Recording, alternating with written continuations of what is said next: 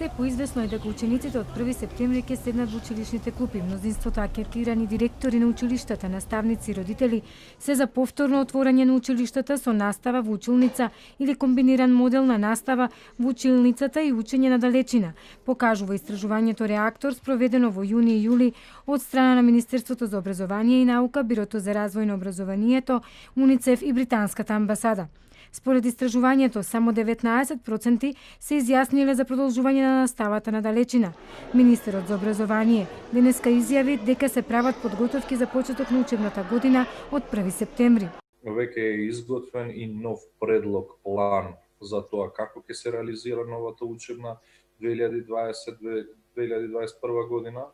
Не би сакал сега многу да се задржам на тоа, бидејќи работата не е целосно завршена, а дополнително и целта на денешната конференција е презентација на наводите од истражувањето на искуствата на училишните директори, наставниците и родителите од изминатата учебна година.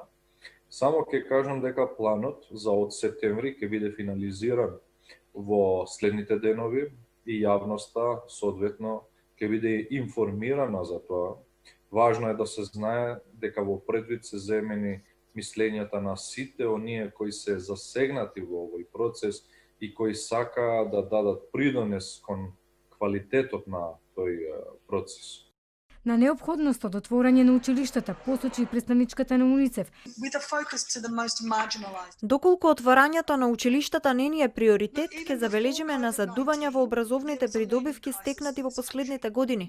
Најдобрите интереси на децата мора да бидат централни при носењето одлуки за тоа кога и како училиштата повторно ќе се отворат. Без оглед дали наставата ќе биде онлайн или во училиште или комбинирана, на сите родители најважно им е децата да се здрави и сигурни, покажува анализата на првата детска амбасада во светот Мегеши. 68,7 од испитаниците прифаќаат и би избрале паралелен пристап комбинирана настава со физичко и онлайн присуство.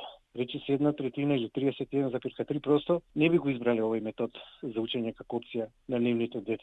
Околу 52,4% би потпишале согласност нивното дете или деца додат на училиште секој ден, што ова за мене лично е големо изненадување. Повисок степен за потпишување согласност за секојдневно присуство на нивните деца на настава во училиште на родителите се претежно невработени околу 56,3% и вработени во приватниот сектор 50,6%.